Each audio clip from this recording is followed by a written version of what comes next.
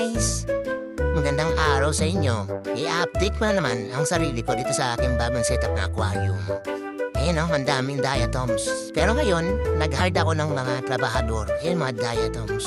Ang dami yan. Yun, nag-hire ako ng 10 trabahador. Yan nag-sample siya dito. Yan Yan, tinanggal niya yung diatoms dito. Dinahanan lang niya yan.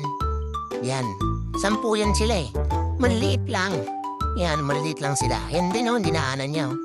Puti yan eh. Bato ko na yun daming gold. Yan ang may dyan. Yan ang tinatawag nilang ramshorn snail. Yan liliit lang nila. Mga bibis pa siguro to. Mga 10 yan eh. Sabi yan, daming babis daw dumami yan.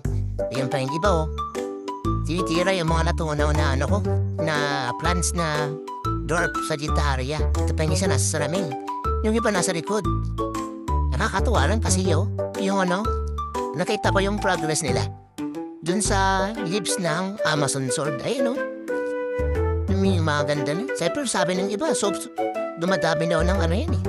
Sobra pero okay lang. Kaysa naman puro lumot. Tatanggalin ko na lang sila in case na mag-survive sila dyan sa aquarium ko. Yun lang guys. Happy keeping sa inyo!